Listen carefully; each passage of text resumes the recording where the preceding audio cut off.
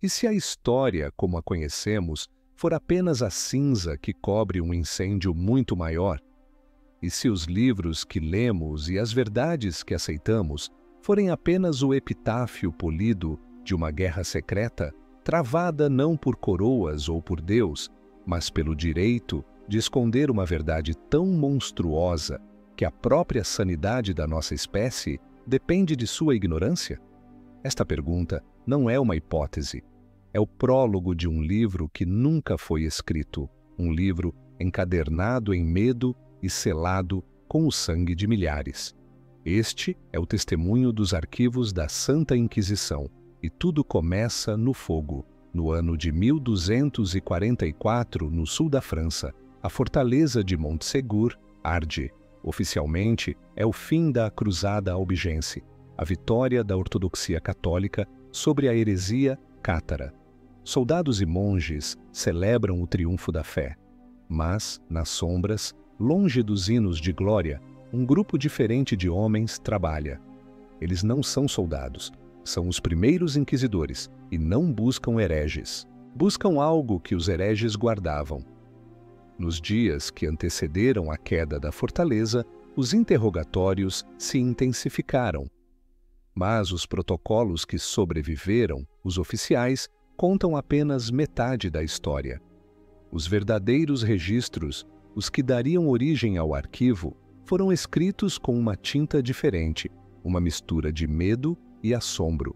Um perfeito cátaro, um velho chamado Guilhem, sob tortura, não confessou blasfêmias contra Cristo. Em vez disso, ele descreveu um universo onde o Deus do Antigo Testamento era uma entidade menor, um demiurgo ciumento que aprisionou a humanidade na matéria, enquanto o verdadeiro Criador, um ser de pura luz, havia se retirado de dor.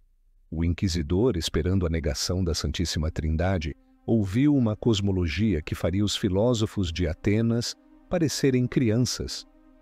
O universo, sussurrava o velho, era um erro, uma falha cósmica.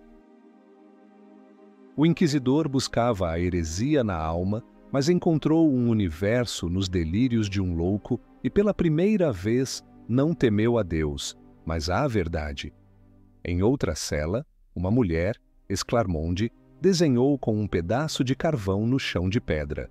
Não eram símbolos demoníacos, eram constelações, mas algumas delas não eram visíveis dos céus da Europa. Ela falou de guardiões que vieram das estrelas antes do primeiro homem e que deixaram para trás um conhecimento que era ao mesmo tempo um poder e uma maldição. Ela afirmava que os cátaros não adoravam a Lúcifer, mas tentavam decifrar o legado desses primeiros deuses, um legado contido em textos que faziam a Bíblia parecer uma coleção de contos infantis. Estes não eram os desvarios de camponeses ignorantes. Eram relatos consistentes, detalhados, repletos de uma lógica interna aterrorizante. Os inquisidores, homens de intelecto afiado, treinados na mais rigorosa escolástica, perceberam que não estavam lidando com uma simples dissidência teológica. Estavam diante de uma história alternativa da criação. Uma história onde a humanidade não era o centro de nada, mas um acidente, talvez um experimento. A ordem de Roma era clara: extirpar a heresia. Mas uma nova diretiva, secreta e urgente, foi emitida por um pequeno círculo dentro do Vaticano: coletar, isolar, ocultar cada fragmento, cada mapa estelar desenhado no pó, cada nome de entidade cósmica sussurrado em agonia deveria ser registrado, copiado e enviado para um local secreto. Assim nasceu o arquivo. Não como um registro de julgamentos, mas como uma quarentena para ideias tão virulentas que poderiam aniquilar a fé que mantinha a civilização unida. Enquanto Montségur queimava e mais de 200 cátaros eram lançados às chamas, um pequeno comboio de mulas, guardado não por soldados, mas por monges com o olhar vazio de quem viu demais, escapava pelos Pirineus. Eles não carregavam ouro ou relíquias. Carregavam os primeiros folhos do arquivo. Protocolos de interrogatório que descreviam a estrutura da matéria em termos que só seriam redescobertos séculos depois. Relatos de cataclismos globais que não constavam em nenhuma crônica conhecida e avisos sobre aqueles que dormem sob a terra e aqueles que observam da lua. A caçada aos cátaros se tornou então uma fachada. A verdadeira caça era por seus livros secretos, por seus mapas e, acima de tudo, pelos perfeitos que haviam memorizado as passagens mais perigosas. Inquisidores como Bernardo de Caus e Jean de Saint-Pierre tornaram-se mais do que juízes. Tornaram-se coletores de anomalias, arqueólogos de uma realidade proibida. Eles aprenderam a distinguir a loucura comum da loucura reveladora. Eles criaram um código para classificar os testemunhos. Nível 1, heresia padrão. Nível 2, conhecimento filosófico perigoso. Nível 3, revelações de natureza não humana. A maior parte do que coletavam era classificada como nível 3. Nas montanhas dos Pirineus, palco de perseguições sangrentas, eles encontraram mais do que esperavam. Em uma caverna usada como refúgio pelos fugitivos, eles não encontraram hereges, mas afrescos muito mais antigos. As pinturas não retratavam cenas de caça ou rituais tribais. Retratavam figuras altas e esguias com cabeças alongadas, ensinando a homens primitivos os segredos da agricultura e da astronomia. Eram as mesmas figuras descritas por Esclarmonde em sua cela. O horror dos inquisidores foi profundo. A heresia não era nova, era antiga, tão antiga quanto a própria humanidade. E não era uma crença, era um registro. Eles estavam no epicentro de uma verdade que não podia ser queimada ou refutada, apenas escondida. O que você faria se lesse um documento que prova que toda a sua vida é baseada em uma mentira? Cada oração que você fez, cada sacrifício, cada certeza, tudo varrido por uma única página de papiro amarelado. Você a queimaria para proteger seu mundo, ou aguardaria, tornando-se o guardião de uma verdade que o isolaria para sempre? Os primeiros guardiões do arquivo não tiveram escolha. Eles se tornaram prisioneiros do conhecimento que deveriam proteger. A diretiva secreta, conhecida apenas por 3 homens no Vaticano, estabeleceu o protocolo. Nenhum documento do arquivo poderia ser destruído. Tudo deveria ser estudado, cruzado, analisado. O objetivo não era entender Deus, mas entender o inimigo. E o inimigo, eles começavam a suspeitar, não era Satanás. Era a própria realidade. A heresia dos cátaros, com sua rejeição do mundo material, começou a fazer um sentido terrível. E se este mundo fosse realmente uma prisão, como eles diziam? E se o conhecimento que eles possuíam fosse a chave para a fuga? Essa ideia era a mais perigosa de todas, mais perigosa que exércitos ou pragas. Era uma semente que, se plantada na mente da população, levaria ao colapso de toda a ordem social. O poder da igreja, o poder dos reis, tudo se baseava na premissa de que esta vida era um teste, um caminho para o paraíso. Mas se fosse uma armadilha, a Inquisição, criada para ser o escudo da fé, tornou-se secretamente a tampa de uma caixa de Pandora cósmica. O castelo de Montségur tornou-se o símbolo de uma vitória oca.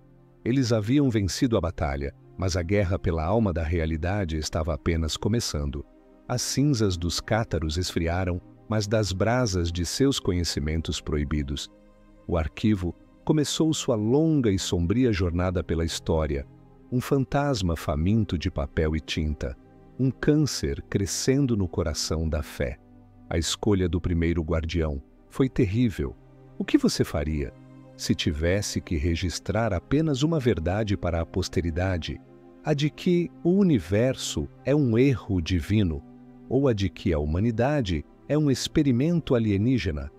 Deixe sua escolha nos comentários. O arquivo aguarda. Aquelas primeiras caixas de madeira cheias de pergaminhos que cheiravam a medo e ozônio, foram levadas para um mosteiro fortificado nos Apeninos. Mas o conhecimento, como a água, sempre encontra uma fresta para vazar. Décadas depois, enquanto os guardiões do nascente arquivo tentavam decifrar os mapas estelares dos cátaros, outra ordem de monges guerreiros, os Cavaleiros Templários, estava desenterrando algo muito semelhante, a milhares de quilômetros de distância, sob as ruínas do Templo de Salomão, em Jerusalém. A história que se conta nas escolas é que os templários foram destruídos por ganância e heresia. Filipe, o Belo, rei da França, cobiçava suas riquezas. O Papa Clemente V, seu fantoche, os acusou de cuspir na cruz, de sodomia e de adorar um ídolo demoníaco com cabeça de bode, chamado Baphomet. É uma história conveniente. Mas os protocolos de interrogatório dos templários, os que estão no arquivo, contam uma história diferente. As acusações de heresia eram uma cortina de fumaça. A verdadeira caça não era pelo ouro dos templários, mas por sua tecnologia. O Baphomet não era um ídolo, era uma palavra-chave. Nos testemunhos mais secretos, extraídos sob a tortura mais excruciante, cavaleiros como Jacques de Molay descreveram o que realmente encontraram na Terra Santa. Não era o Santo Graal, era um artefato, um dispositivo, eles o chamavam, de origem desconhecida, que permitia falar através das estrelas e ver o que ainda não aconteceu. Eles o chamavam de a cabeça. E o ritual de adoração não era religioso, era operacional, uma forma de ativar o artefato. Sua riqueza e poder não vinham da usura ou dos favores papais. Vinham de um conhecimento de eventos futuros, de rotas comerciais secretas, de depósitos minerais desconhecidos, tudo fornecido pelo dispositivo. Os templários não se tornaram hereges. Tornaram-se a primeira corporação multinacional do mundo, com uma vantagem de mercado literalmente de outro mundo. O Papa e o Rei não temiam por suas almas, temiam um concorrente que não podiam controlar. A operação de sexta-feira, 13 de outubro de 1307, não foi uma série de prisões. Foi um ataque coordenado, a primeira guerra corporativa da história. Enquanto os homens do rei invadiam as comendas em toda a França, equipes especiais de agentes papais, liderados por inquisidores que conheciam o arquivo, tinham um único objetivo: encontrar a cabeça. Mas os templários eram soldados, não apenas banqueiros. Eles estavam preparados. Na noite anterior ao ataque, a frota templária zarpou de La Rochelle, carregando o tesouro principal e, mais importante, o artefato e seus manuais de operação. A caçada começou. Não era mais uma questão de fé, mas uma corrida armamentista. O que Filipe, o Belo e Clemente V não sabiam era que os templários haviam estabelecido contato com os guardiões do arquivo anos antes. Havia uma facção dentro da Ordem do Templo que, aterrorizada com o poder que haviam despertado, buscava uma aliança com a única outra organização no mundo que entendia a natureza da ameaça. Eles compartilharam fragmentos de informação. Os guardiões do arquivo perceberam com horror que o conhecimento dos cátaros e a tecnologia dos templários eram duas peças do mesmo quebra-cabeça. Os deuses estelares dos cátaros eram os interlocutores do dispositivo templário. A maldição não era apenas saber, era também poder fazer. A tortura dos templários foi metódica e desesperada. Os inquisidores não queriam confissões de sodomia. Eles queriam coordenadas, senhas, frequências. Em um protocolo redigido, um cavaleiro chamado Hugues de Peyraud, antes de ter a língua cortada, descreveu como a cabeça lhes mostrou um mapa da Terra como um globo girando em torno do Sol quase 200 anos antes de Copérnico. O inquisidor anotou, riscou e depois perguntou: mas qual era a sequência de ativação? O conhecimento em si não importava, apenas seu controle. A queda dos Templários foi uma catástrofe para a Europa, mas uma vitória agridoce para os guardiões do arquivo. Eles não recuperaram o artefato principal, que desapareceu com a frota, mas conseguiram interceptar vários comboios de templários que fugiam para a Escócia e Portugal. Nesses comboios, eles encontraram não apenas ouro, mas também diários criptografados, mapas celestes e tratados de metalurgia e engenharia que estavam séculos à frente de seu tempo. O arquivo cresceu, tornando-se não apenas uma coleção de testemunhos teológicos, mas também um repositório de ciência proibida. Uma ciência que, segundo os textos, não era de origem humana. A lenda de Baphomet, a cabeça de bode, foi deliberadamente incentivada pelos próprios inquisidores. Era a desinformação perfeita. Enquanto o mundo discutia sobre demônios e blasfêmias, a verdadeira natureza do segredo templário permanecia oculta. A verdade é que ninguém sabe ao certo como era a cabeça. As descrições nos protocolos variam. Alguns falam de uma caixa de metal que emitia um zumbido baixo, outros de um crânio de cristal que brilhava no escuro. Outros ainda, de forma mais aterrorizante, descrevem-na não como um objeto, mas como uma entidade que se comunicava diretamente em suas mentes. Um aforismo sombrio foi cunhado por um dos guardiões jesuítas do arquivo, séculos depois. Nós chamamos de demônio o que não entendemos, de milagre o que não controlamos e de Deus o que nos promete poder. Os templários tentaram controlar um milagre e acabaram abraçando um demônio. A caça implacável pelos remanescentes da ordem continuou por décadas. Os agentes da coroa francesa e do papado perseguiam qualquer boato, qualquer sussurro sobre o tesouro perdido. Mas os guardiões do arquivo não buscavam o tesouro. Eles caçavam o conhecimento. Eles sabiam que um único manual de operação, um único diagrama do artefato, se caísse em mãos erradas, poderia reescrever a história ou apagá-la. A destruição da Ordem do Templo deixou um vácuo de poder, e o poder, assim como o conhecimento, abomina o vácuo. Enquanto a elite da Europa estava distraída com a caça ao tesouro dos Templários, um tipo diferente de poder, mais antigo e difuso, começou a ressurgir das sombras. Era um poder que não dependia de artefatos ou de textos, mas do sangue e da terra. Era o poder que a Igreja havia tentado erradicar por séculos, o poder que eles chamavam de bruxaria, e a guerra contra ele estava prestes a entrar em sua fase mais sangrenta. O arquivo, agora enriquecido com a ciência proibida dos cavaleiros, teria que abrir um novo e terrível capítulo. Um capítulo escrito não com a tinta dos escribas, mas com as lágrimas e o sangue de incontáveis mulheres.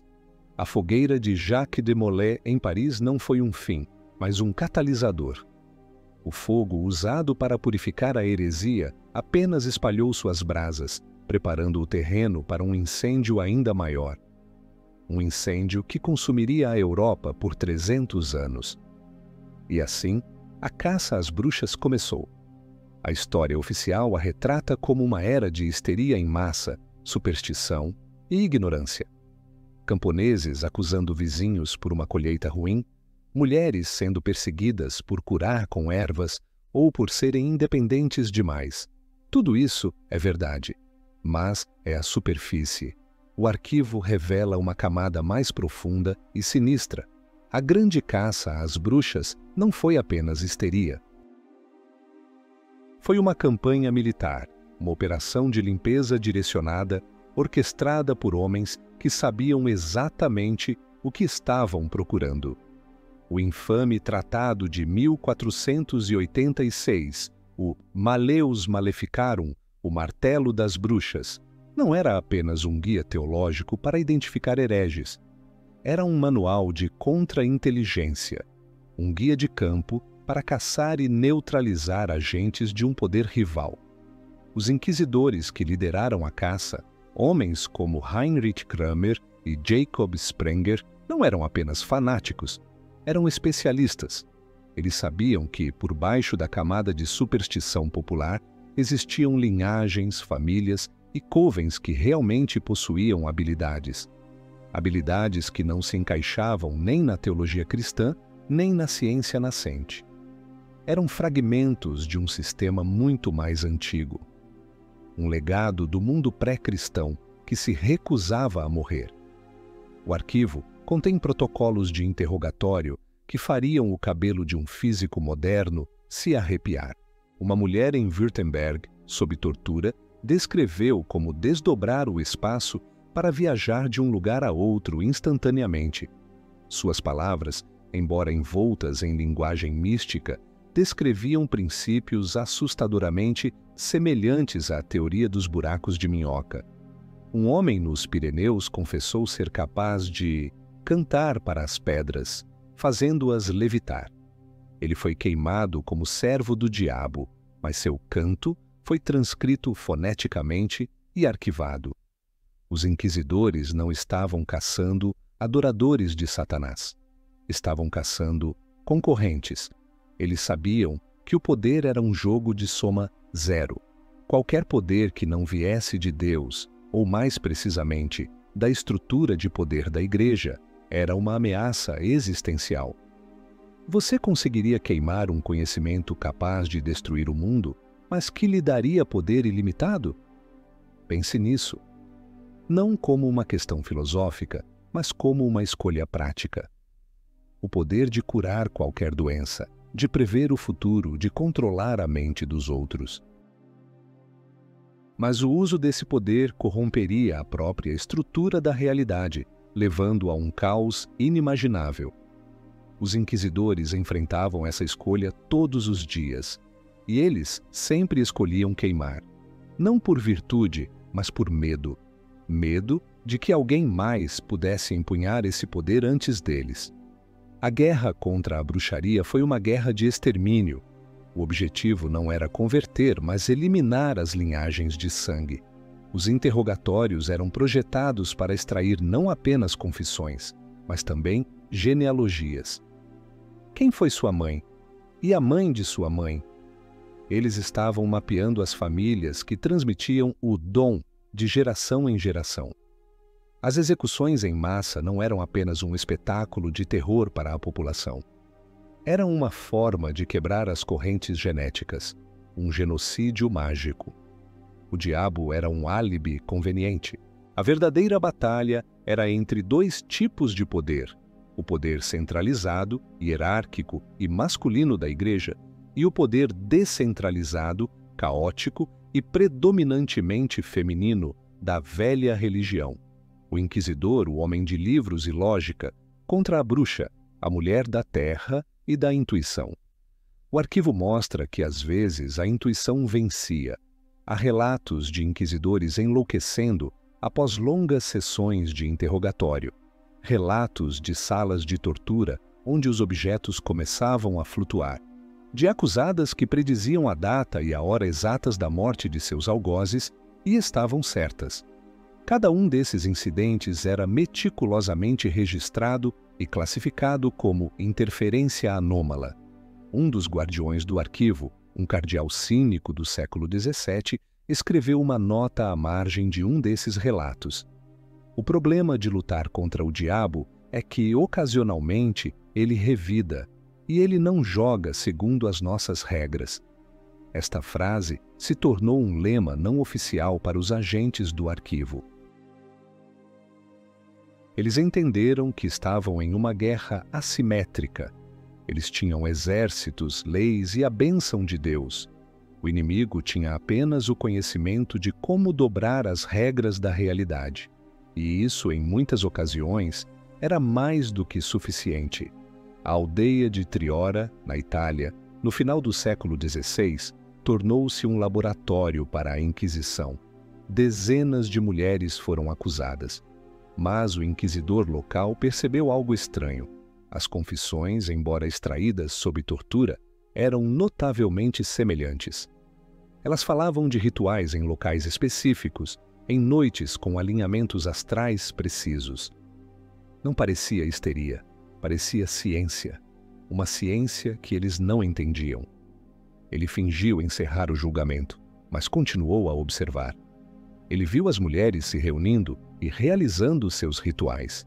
E então, ele viu os resultados. Colheitas que cresciam em uma noite.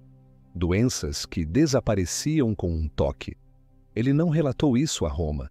Ele relatou ao arquivo. A conclusão de seu relatório era arrepiante. Eles não estão adorando o diabo. Estão consertando a máquina do mundo. E nós, em nossa ignorância, estamos tentando quebrá-la. Essa percepção, no entanto, não mudou a política. A ameaça de um poder autônomo e incontrolável era grande demais. A caça continuou, cada vez mais brutal, cada vez mais desesperada. Eles estavam queimando as bibliotecas vivas de um conhecimento que a humanidade havia esquecido que possuía. Cada bruxa queimada era um livro perdido para sempre. Mas, ao mesmo tempo que a Igreja travava essa guerra contra o passado pagão, uma nova frente de batalha estava se abrindo, uma ameaça que não vinha da terra ou do sangue, mas das estrelas. A renascença estava florescendo, e com ela, homens que ousavam olhar para o céu e fazer perguntas, perguntas que o arquivo já tinha as respostas. E essas respostas eram muito mais perigosas do que qualquer feitiço ou ritual. O embate com os titãs da Renascença era inevitável. Enquanto a Inquisição se ocupava em queimar parteiras e curandeiras, a elite intelectual da Europa redescobria os textos de Platão, Pitágoras e Hermes Trismegisto. Uma nova era de razão e ciência estava nascendo. Mas para os guardiões do arquivo, a Renascença não era um renascimento, era uma recidiva, um retorno perigoso a questionamentos que eles haviam trabalhado tanto para suprimir. E nenhum homem personificou essa ameaça mais do que um monge dominicano teimoso, um filósofo e poeta, com uma mente tão vasta quanto o cosmos que ele ousou imaginar. Giordano Bruno. A história padrão nos diz que Bruno foi queimado na fogueira em Roma no ano de 1600 por heresia. Por afirmar que o Sol era uma estrela, que o universo era infinito e que continha uma infinidade de mundos. Isso é verdade, mas é uma verdade perigosamente incompleta. O arquivo guarda as transcrições completas e não censuradas de seus 7 anos de julgamento, e elas revelam que a Inquisição não estava preocupada com sua astronomia. Eles tinham mapas estelares muito mais detalhados, herdados dos cátaros e dos templários. O crime de Bruno não foi afirmar que outros mundos existiam. Seu crime foi afirmar que eles eram habitados e que seus habitantes nos observavam. Sua teoria da pluralidade dos mundos não era uma suposição filosófica, era um relatório.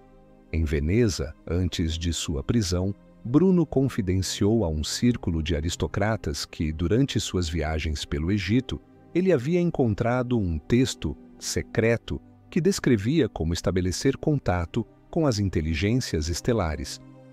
Ele não era um astrônomo. Ele era um homem tentando reativar uma linha de comunicação antiga. A Inquisição não o queimou por praticar ciência.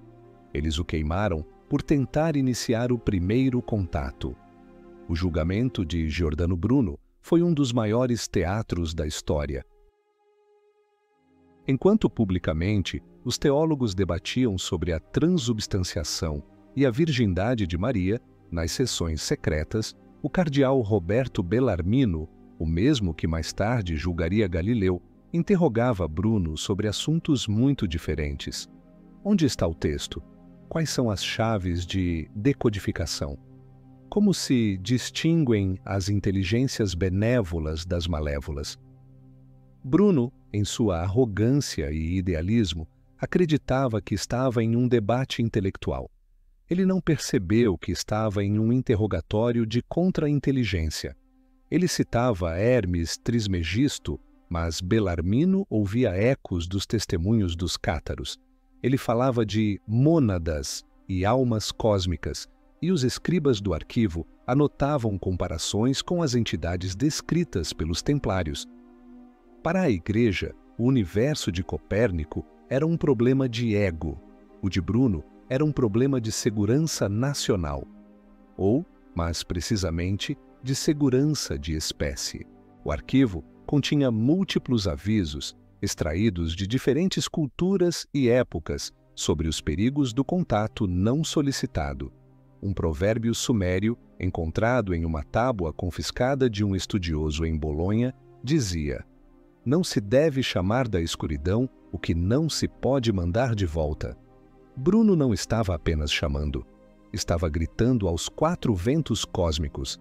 A caçada pelos escritos de Bruno começou muito antes de sua morte. Agentes jesuítas, disfarçados de estudantes e patronos das artes, seguiram seus passos por toda a Europa. Eles não queriam refutá-lo, queriam seus diários. Em Genebra, Londres, Paris, Frankfurt, eles compravam, copiavam ou simplesmente roubavam qualquer manuscrito que pudessem encontrar. Eles estavam em uma corrida contra o tempo. Precisavam encontrar a fonte de seu conhecimento antes que ele a divulgasse para o mundo. Sua prisão em Veneza, em 1592, não foi obra de seus inimigos teológicos. Foi uma operação de sequestro, planejada e executada por agentes papais. Ele foi atraído para uma armadilha por um nobre chamado Giovanni Mocenigo, que estava na folha de pagamento do Santo Ofício. O intelectual foi transformado em um thriller de espionagem. Durante os longos anos em que Bruno definhou nas prisões da Inquisição, ele foi submetido a uma forma única de tortura, não apenas física, mas psicológica. Eles não queriam que ele se retratasse, queriam que ele colaborasse. Ofereceram-lhe uma biblioteca, acesso a instrumentos, tudo o que ele quisesse em troca de seu segredo. "Ajude-nos a entender", dizia Bellarmino, "e nós o protegeremos." Mas Bruno era um idealista. Ele acreditava que a humanidade estava pronta para a verdade. Ele não entendia que os homens à sua frente conheciam uma verdade muito mais sombria e sabiam que a humanidade não estava nem um pouco pronta. Sua recusa em cooperar selou seu destino. Ele não foi queimado como um herege, mas como um risco de segurança. Um homem que sabia demais e se recusava a ficar calado. Sua morte na fogueira do Campo de Fiore foi um espetáculo público com uma mensagem dupla. Para as massas, era um aviso contra a heresia. Para o pequeno círculo de iniciados em toda a Europa, que sabia o que Bruno estava realmente procurando, a mensagem era outra, muito mais fria. "Nós sabemos e estamos observando." Um aforismo foi cunhado por um dos guardiões durante este período. A ciência busca entender o universo, a religião busca controlá-lo. Nós buscamos impedir que os dois se encontrem. A morte de Bruno encerrou um capítulo, mas a ameaça que ele representava estava longe de terminar. Suas ideias, como sementes ao vento, já haviam se espalhado. E enquanto a Europa olhava para as estrelas com uma mistura de medo e admiração, os guardiões do arquivo tiveram que voltar sua atenção para um novo e aterrorizante teatro de operações. Um continente inteiro que acabara de ser descoberto. Um novo mundo, onde os deuses estelares que Bruno apenas teorizava eram adorados com sangue e obsidiana. O que você faria se encontrasse a chave do universo? Tentaria vendê-la pelo maior lance, tornando-se o rei do mundo, ou a destruiria, tornando-se o salvador da humanidade? Sua escolha, como sempre, nos comentários. A história está julgando. A conquista do novo mundo é lembrada como uma história de ouro, glória e Deus. Conquistadores em busca de Eldorado, missionários salvando almas pagãs. Mas por trás dos exércitos de Cortés e Pizarro, um outro tipo de força desembarcou no México e no Peru. Eram pequenos destacamentos de inquisidores. membros de uma unidade especial com treinamento em linguística, arqueologia e, claro, interrogatório avançado. Sua missão não era converter, era apreender. Sua tarefa era um reconhecimento e controle de danos em escala continental. Eles haviam lido os relatórios sobre Bruno e sabiam que a teoria dos mundos múltiplos não era mais uma teoria. Eles haviam chegado a um e precisavam desesperadamente estabelecer uma quarentena de informações. Quando os primeiros relatórios dos conquistadores chegaram à Europa, descrevendo os templos maciços dos astecas e os observatórios precisos dos maias, os guardiões do arquivo sentiram um calafrio de reconhecimento. As descrições dos deuses, Quetzalcoatl, a serpente emplumada que veio do céu e prometeu retornar, Huitzilopochtli, o deus da guerra que exigia sacrifícios de sangue para manter o sol se movendo, eram terrivelmente familiares. Eram as mesmas entidades descritas nos textos cátaros, os mesmos arcontes e demiurgos que os templários haviam contatado com seu artefato. O que na Europa era um mito sussurrado, na Mesoamérica era uma religião de Estado, vibrante e terrivelmente literal. A destruição das civilizações asteca e inca não foi apenas um ato de ganância, foi a maior operação de supressão de informações da história. Enquanto os soldados saqueavam o ouro, os inquisidores saqueavam o conhecimento. Eles queimaram bibliotecas inteiras de códices maias e astecas, milhares de registros de história, ciência e teologia transformados em fumaça. Os historiadores lamentam essa perda cultural. O arquivo revela o porquê. Aqueles códices não eram apenas registros, eram manuais. Manuais que descreviam como os sacerdotes usavam calendários complexos e sacrifícios humanos não para apaziguar os deuses, mas para manipular o tempo e o espaço. Seus rituais não eram simbólicos, eram processos tecnológicos baseados em uma física que não entendemos.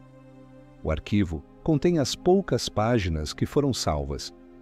Fragmentos traduzidos que são ao mesmo tempo fascinantes e repulsivos. Um deles descreve um ritual para abrir uma janela para o espelho de obsidiana, permitindo ao sacerdote ver eventos em outros lugares ou em outros tempos. A descrição é estranhamente semelhante a um monitor de vídeo. Outro descreve como o alinhamento preciso dos templos com os solstícios e equinócios criava ressonâncias harmônicas que podiam curar, matar ou transportar objetos. A pirâmide não era uma tumba, era um motor. O horror dos inquisidores foi descobrir que os deuses locais não eram demônios no sentido cristão. Eram as mesmas entidades que haviam sido combatidas na Europa por séculos. A guerra não era local, era galáctica, e a humanidade era apenas o campo de batalha. O padre Diego de Landa, que orquestrou a queima em massa dos códices maias em Yucatán, é visto como um vândalo fanático. Mas seu diário secreto, preservado no arquivo, revela um homem aterrorizado. Ele escreveu: "Queimei estes livros porque continham as mentiras do diabo, mas rezo para que Deus me perdoe, pois também continham a história da nossa própria jaula e eu acabo de queimar a chave." A conquista se transformou em uma corrida desesperada. Os inquisidores precisavam destruir os sacerdotes e os xamãs antes que eles pudessem transmitir seu conhecimento. O duelo entre o padre espanhol e o xamã indígena não era uma disputa por almas. Era um confronto entre dois mestres de tecnologias rivais. Às vezes, os espanhóis perdiam. Há relatórios de destacamentos inteiros de conquistadores que desapareceram sem deixar vestígios na selva amazônica depois de encontrar uma cidade de luz. Há histórias de soldados que enlouqueceram depois de olhar nos olhos de um sacerdote asteca durante um ritual. Esses incidentes foram abafados, explicados como febre amarela ou ataques de jaguar, mas no arquivo eles foram catalogados como encontros de quarto grau. O ouro que fluiu para a Europa do Novo Mundo era apenas um subproduto. O verdadeiro tesouro era o conhecimento negativo, a confirmação de suas piores suspeitas. A humanidade não estava sozinha, e nossos vizinhos não eram amigáveis. Os sacrifícios humanos dos astecas, que tanto chocaram os europeus, ganharam um novo e terrível significado. Os sacerdotes não matavam por crueldade, eles matavam para alimentar seus mestres.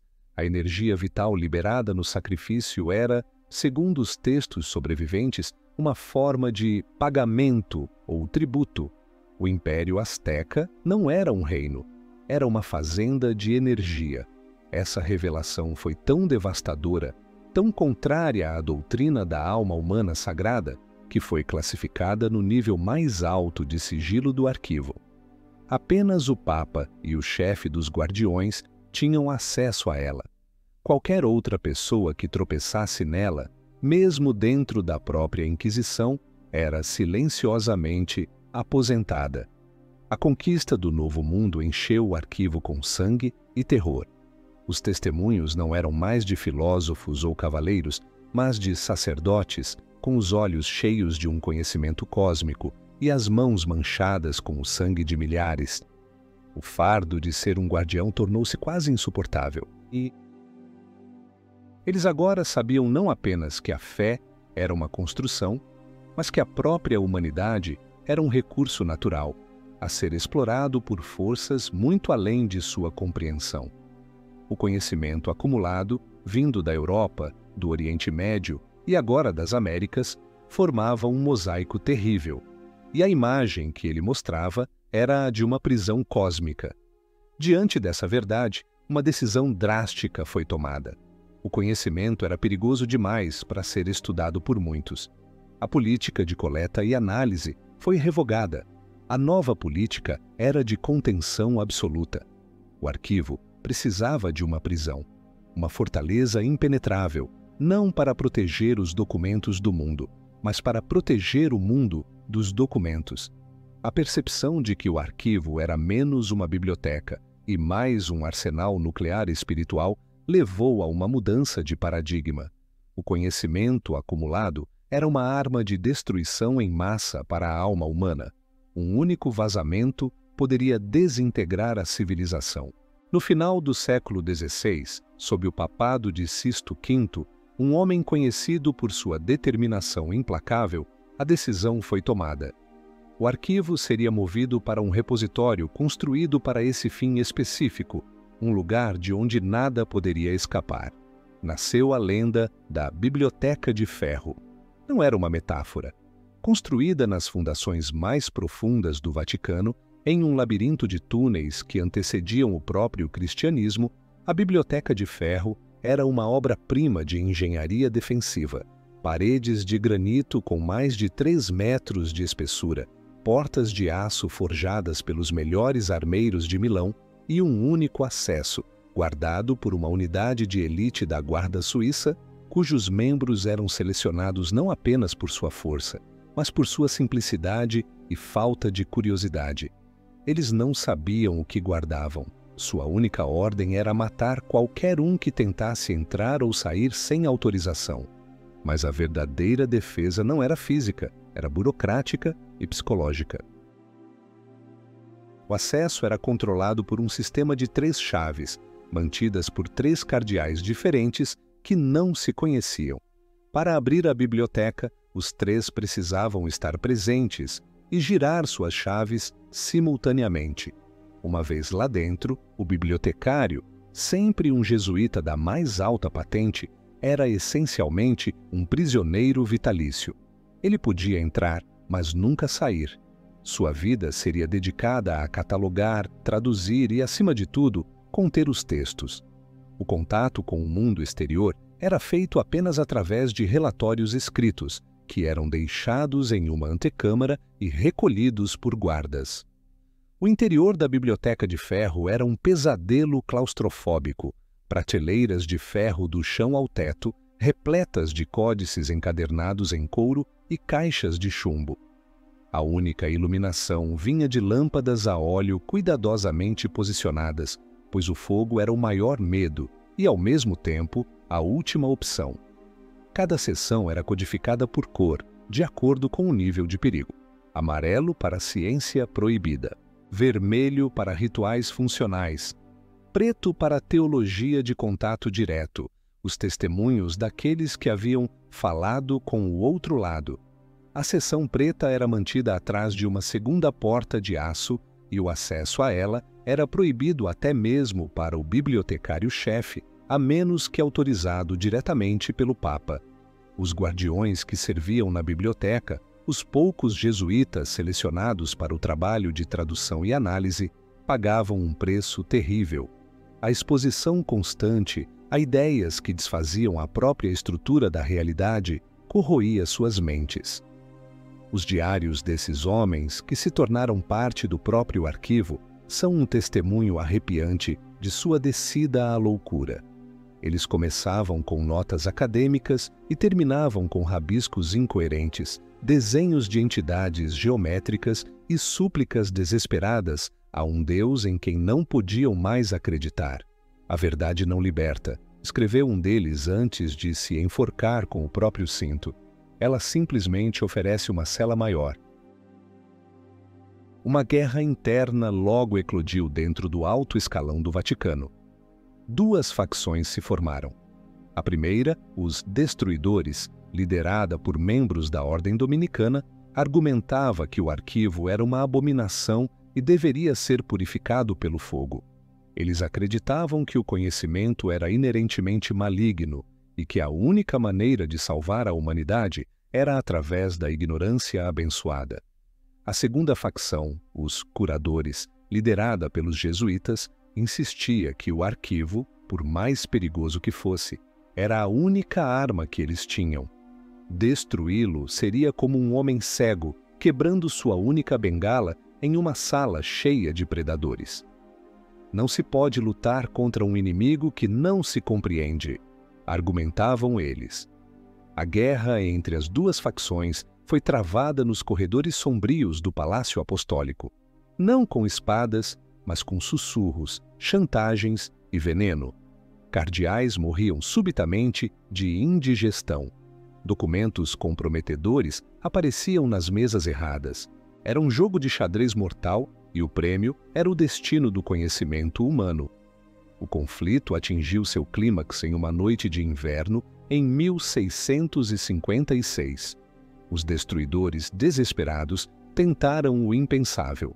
Eles subornaram um guarda suíço e tentaram incendiar a Biblioteca de Ferro, usando fogo grego, uma substância que queimava até mesmo na água. A tentativa falhou, mas resultou em um incêndio catastrófico que destruiu uma ala inteira dos arquivos do Vaticano, os arquivos normais, não os da biblioteca. O evento foi oficialmente explicado como um acidente com uma lâmpada, mas os guardiões sabiam a verdade. Eles haviam chegado à beira do abismo. O atentado falho teve o efeito oposto ao pretendido. Ele provou aos curadores que o arquivo nunca estaria seguro enquanto permanecesse um segredo passivo. A contenção não era mais suficiente. Eles precisavam passar para a ofensiva. Eles precisavam de uma agência que pudesse operar no mundo exterior, caçando ativamente fragmentos perdidos do arquivo, monitorando ameaças emergentes e neutralizando indivíduos que chegassem muito perto da verdade. A Companhia de Jesus, a Ordem Jesuíta, com sua disciplina militar, sua rede internacional e sua devoção ao conhecimento, era a candidata perfeita. Eles já eram os guardiões intelectuais do arquivo. Agora, eles se tornariam seus espiões e soldados. A Biblioteca de Ferro se tornaria o quartel-general da agência de inteligência mais secreta e poderosa do mundo. A Era da Razão estava prestes a começar, e os jesuítas estavam prontos para travá-la com as armas da fé e da desinformação. Os séculos 17 e 18, conhecidos como a Era da Razão, foram, para os guardiões do arquivo, a Era da Grande Dissimulação. Enquanto filósofos como Voltaire e Diderot defendiam a luz da razão contra as trevas da superstição, os espiões jesuítas travavam uma guerra sombria para garantir que certas trevas nunca fossem iluminadas. A Companhia de Jesus transformou-se no Serviço Secreto do Vaticano, uma organização com tentáculos em todas as cortes reais, academias científicas e lojas maçônicas da Europa. Seus agentes não usavam punhais, mas o poder da sugestão, o suborno e o controle da informação. O objetivo deles era simples e aterrorizante: gerenciar o progresso científico da humanidade, permitindo avanços que fortalecessem a ordem estabelecida e suprimindo qualquer descoberta que ameaçasse expor a verdade contida no arquivo. Eles eram os jardineiros da história, podando os galhos do conhecimento que cresciam em direções perigosas. Homens como Isaac Newton, embora publicamente um pilar da ciência racional, eram secretamente monitorados. Seus estudos sobre alquimia e teologia eram de particular interesse.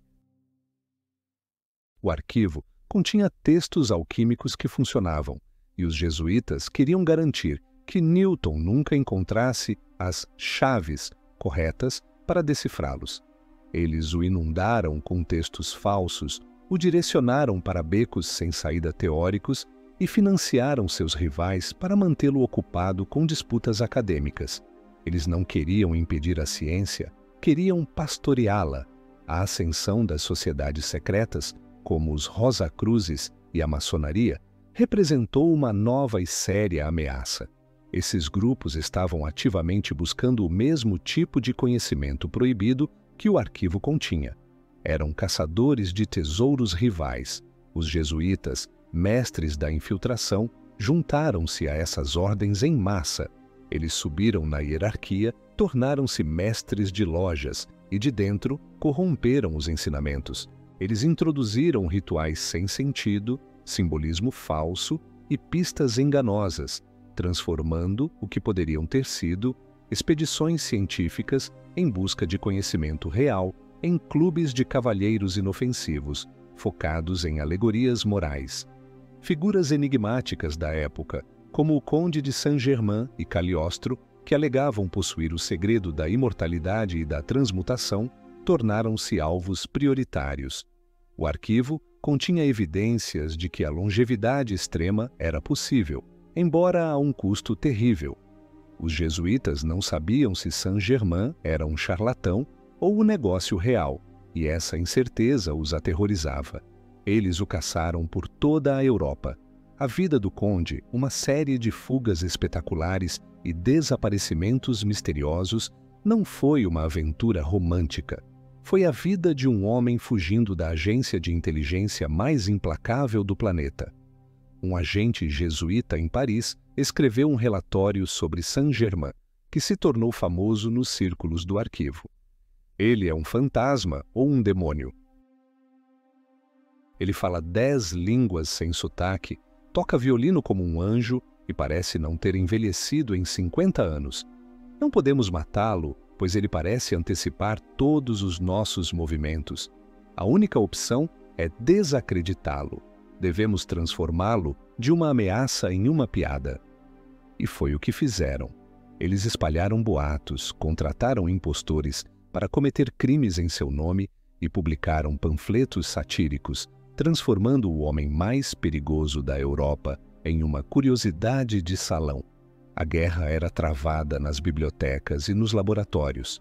Quando um cientista, como Antoine Lavoisier, estava prestes a descobrir elementos que não deveriam existir, segundo a química conhecida, seu laboratório pegava fogo misteriosamente. Quando um historiador em Bolonha encontrava uma ligação entre os cultos etruscos e os rituais maias, sua pesquisa era comprada por um patrono anônimo e nunca mais vista. Era uma guerra silenciosa, vencida não com balas, mas com bolsas de estudo canceladas e reputações arruinadas. Um aforismo sombrio circulava entre os agentes jesuítas. Dê a um homem uma verdade, e ele a questionará. Dê a ele uma carreira, e ele defenderá qualquer mentira que a sustente.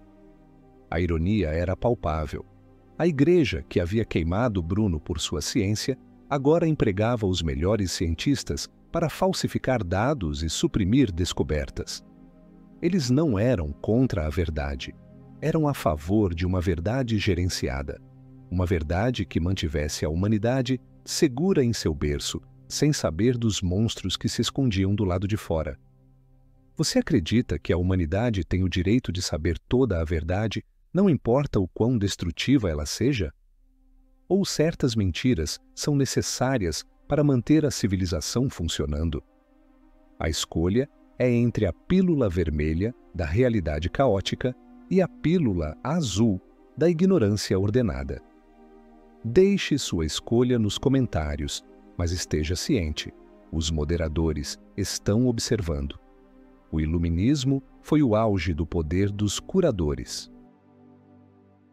Eles haviam conseguido criar uma bolha de realidade consensual, um mundo onde as leis da física eram previsíveis e os deuses estavam seguros em seus céus distantes. Mas bolhas, por sua própria natureza, são frágeis. E no final do século XVIII, na França, uma tempestade política estava se formando. Uma revolução que não apenas derrubaria uma monarquia, mas também ameaçaria arrombar as portas da Biblioteca de Ferro e liberar seus segredos para um mundo totalmente despreparado. A Revolução Francesa foi um terremoto que abalou os alicerces da Europa. Para a maioria, foi uma luta por liberdade, igualdade e fraternidade. Para os guardiões do arquivo, foi o seu pior pesadelo se tornando realidade. A velha ordem, com suas hierarquias e controles, estava desmoronando. O caos era o ambiente perfeito para o conhecimento proibido vazar. Quando a revolução se transformou no terror, a igreja tornou-se um alvo. Mosteiros foram saqueados, bibliotecas queimadas e o poder do Vaticano na França foi quebrado. A rede jesuíta, enfraquecida por sua supressão oficial alguns anos antes, perdeu o controle da situação. E então veio Napoleão. Em 1796, o jovem e ambicioso general Bonaparte invadiu a Itália. Em 1798, suas tropas ocuparam Roma. O Vaticano foi saqueado. Os arquivos papais, séculos de registros diplomáticos, teológicos e históricos, foram confiscados e enviados para Paris. Oficialmente, Napoleão buscava documentos que legitimassem suas ambições imperiais, mas entre seus conselheiros havia homens que buscavam algo muito mais esotérico. Membros de lojas maçônicas egípcias, ocultistas e cientistas radicais que sussurravam ao general sobre um conhecimento secreto, um poder oculto guardado pelo papado. Eles o convenceram de que quem controlasse o passado da igreja controlaria o futuro da Europa. A Biblioteca de Ferro, a cidadela impenetrável, foi violada, não por força, mas por traição e caos. Na confusão do saque de Roma, um cardeal da facção dos destruidores viu sua oportunidade. Acreditando que o fim dos tempos havia chegado, ele revelou a localização da biblioteca a um oficial francês, um membro de uma loja mística, na esperança de que os revolucionários ateus destruíssem o que ele considerava uma abominação. O resultado foi uma catástrofe além de sua imaginação. Os soldados franceses, esperando encontrar ouro e joias, encontraram apenas prateleiras de livros e pergaminhos. Frustrados, eles destruíram parte do conteúdo usando pergaminhos antigos para acender fogueiras. Mas os oficiais e estudiosos que os acompanhavam sabiam o que procurar. Eles levaram caixas e mais caixas dos documentos mais perigosos. A guarda suíça que protegia a biblioteca lutou até o último homem. Sua batalha desesperada nos túneis escuros, sob o Vaticano, nunca foi registrada em nenhum livro de história, mas foi um dos confrontos mais importantes de todos os tempos.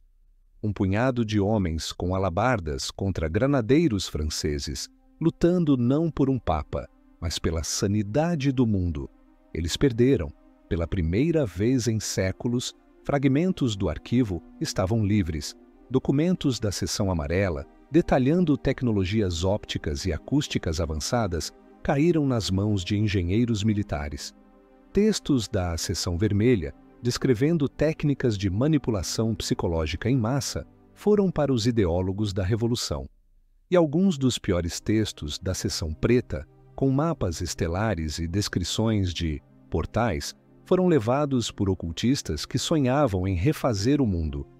Esse conhecimento roubado tornou-se o combustível secreto para a ascensão de Napoleão. Sua expedição ao Egito em 1798 não foi apenas uma manobra militar, foi uma peregrinação. Guiado pelos mapas do arquivo, ele buscou e encontrou locais e artefatos que não deveriam ser encontrados. A descoberta da Pedra de Roseta foi a história de capa. A verdadeira descoberta feita nas câmaras ocultas, sob a Esfinge, nunca foi revelada, mas deu a Napoleão uma aura de invencibilidade e um conhecimento que o colocou décadas à frente de seus inimigos. Enquanto Napoleão redesenhava o mapa da Europa, os remanescentes dos Guardiões do Arquivo, liderados por um jesuíta implacável chamado Lorenzo, iniciaram a operação mais desesperada de sua história: a recuperação. Eles se tornaram caçadores de livros, seguindo um rastro de sangue e loucura por todo o continente. Cada oficial francês que desertava com um documento roubado, cada cientista que tentava replicar um experimento proibido, cada ocultista que tentava realizar um ritual, tornava-se um alvo. A Europa napoleônica se tornou seu campo de caça. Eles seguiram um rastro de anomalias, uma nova lente de telescópio que permitia ver coisas que não deveriam estar lá, inventada por um óptico em Paris que havia lido um manuscrito roubado. Lorenzo e seus homens garantiam que um incêndio destruísse sua oficina. Um general que usava padrões geométricos estranhos para hipnotizar suas tropas antes da batalha? Ele morria em um acidente de duelo. A guerra pela Europa foi travada em duas frentes: nos campos de batalha de Austerlitz e Waterloo, e nas vielas escuras e nos laboratórios secretos, onde os agentes do arquivo lutavam para colocar o gênio de volta na garrafa. Um provérbio foi cunhado por Lorenzo durante esta caçada implacável: uma mentira pode dar a volta ao mundo enquanto a verdade ainda está calçando as botas. Nossa tarefa é quebrar as pernas da mentira e roubar as botas da verdade. Eles conseguiram recuperar muitos dos documentos, mas alguns foram perdidos para sempre, copiados, traduzidos e espalhados. As sementes do caos haviam sido plantadas. A queda de Napoleão em 1815 não trouxe paz. Apenas criou um novo tipo de guerra. O conhecimento que vazou do arquivo deu origem a uma explosão de misticismo e ocultismo no século XIX. A ciência e a razão do iluminismo deram lugar a uma nova e perigosa sede pelo sobrenatural. E a caçada mudou-se da França revolucionária para a névoa e o Império da Inglaterra vitoriana. O século XIX foi uma era de contradições. Na superfície, era a era do Império Britânico, da Revolução Industrial, da lógica fria e do progresso material. Mas, nas sombras, nos salões iluminados a gás de Londres e nas tumbas empoeiradas do Egito, uma febre oculta se espalhava. Os fragmentos perdidos do arquivo, dispersos pelas guerras napoleônicas, tornaram-se as sementes de uma nova safra de sociedades secretas. A Ordem Hermética da Aurora Dourada, a Sociedade Teosófica de Helena Blavatsky, a Sociedade para a Pesquisa Psíquica, não eram apenas clubes para aristocratas entediados. Eram centros de pesquisa e desenvolvimento, tentando desesperadamente juntar as peças do quebra-cabeça que o arquivo havia guardado por tanto tempo. Eles eram inteligentes, bem financiados e perigosamente dedicados. A egiptomania que varreu a Europa não foi um mero modismo, foi uma corrida do ouro por conhecimento. Cada obelisco transportado para Londres ou Paris, cada múmia desembrulhada em uma festa da alta sociedade era parte de uma busca frenética. Eles não procuravam ouro, procuravam textos, hieróglifos, artefatos. Eles sabiam que o Antigo Egito detinha uma das chaves e os poucos documentos napoleônicos que circulavam no mercado negro de antiguidades confirmavam isso. Os remanescentes do serviço secreto do Vaticano, agora operando sob o disfarce de uma discreta sociedade arqueológica italiana, foram forçados a entrar em campo aberto. A Guerra Fria de desinformação do século XVIII deu lugar a um conflito quente, travado nas areias do deserto e nas casas de leilões de antiguidades. Seus agentes, agora disfarçados de arqueólogos e filólogos, tinham uma dupla missão: desacreditar publicamente qualquer descoberta genuína como fraude e, secretamente, interceptar e recuperar qualquer artefato ou texto perigoso antes que caísse nas mãos de ocultistas britânicos ou alemães. As sessões espíritas, tão populares na era vitoriana, tornaram-se um campo de batalha. Enquanto a maioria era fraude, algumas, para o horror de todos os envolvidos, funcionavam. O arquivo continha avisos claros sobre contatar entidades desencarnadas, descrevendo-as não como almas de mortos, mas como predadores parasitas de outra dimensão. Quando uma médium em Londres, Florence Cook, começou a materializar um espírito chamado Katie King, que revelava informações científicas que ela não poderia saber, os agentes do Vaticano intervieram. Eles não a expuseram como fraude. Isso seria muito arriscado, pois ela poderia ser real. Em vez disso, eles a promoveram. Financiaram seu maior defensor, o cientista William Crookes, e o guiaram para provar a autenticidade dos fenômenos. Ao controlar a narrativa, eles podiam conter a informação. Transformaram uma potencial violação interdimensional em uma curiosidade científica, garantindo que as perguntas mais perigosas nunca fossem feitas. O verdadeiro conflito aconteceu longe dos olhos do público, no Vale dos Reis, no Egito. As escavações arqueológicas tornaram-se uma fachada para operações de espionagem. Um arqueólogo britânico encontrava a entrada de uma tumba desconhecida. Na noite seguinte, sua equipe era drogada e seus mapas trocados por falsificações que levavam a uma tumba vazia. Um ocultista alemão comprava um papiro raro de um comerciante no Cairo? O comerciante era encontrado morto dias depois, e o papiro substituído por uma cópia inofensiva. Era um jogo de gato e rato, de engano e sabotagem. Um aristocrata britânico, membro da Aurora Dourada, e um padre italiano podiam tomar chá juntos no terraço do Shepherd's Hotel, no Cairo à tarde, e à noite liderar equipes de homens armados em uma corrida para saquear a mesma tumba recém-descoberta.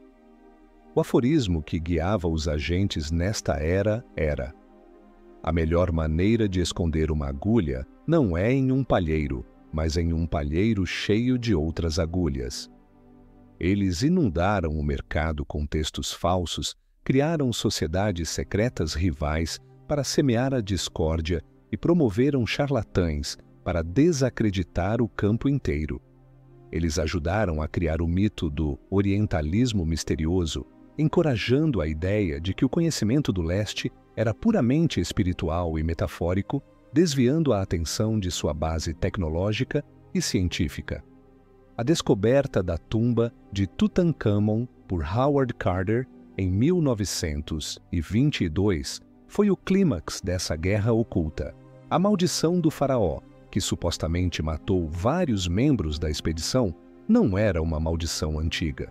Foi uma série de assassinatos discretos e altamente profissionais, executados para eliminar aqueles que haviam visto demais nas câmaras internas da tumba antes que os agentes do Vaticano pudessem chegar e higienizar o local.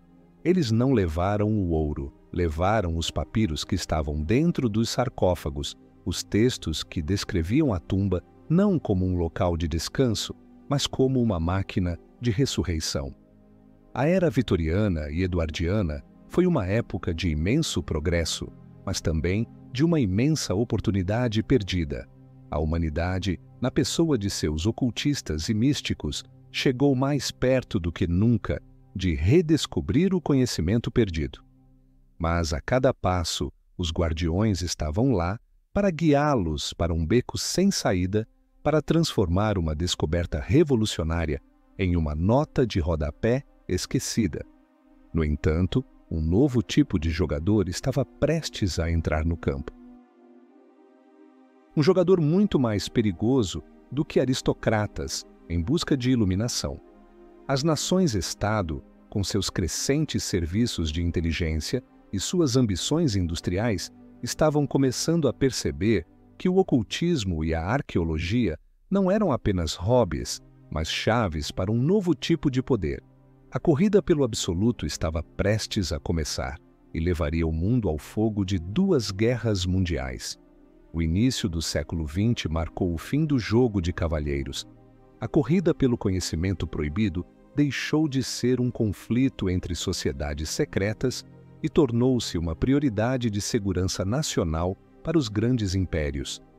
A inteligência britânica, o okrana russo e, acima de tudo, os círculos ocultistas, que formariam o núcleo da inteligência alemã, todos tomaram conhecimento da existência de um conhecimento de poder transformador, um tipo de arma absoluta, escondida nos interstícios da história.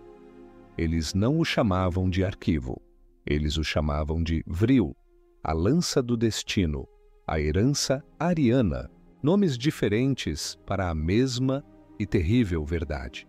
As expedições arqueológicas e antropológicas ao Tibete, à Mesopotâmia e à Antártida tornaram-se fachadas para operações de espionagem de alto risco.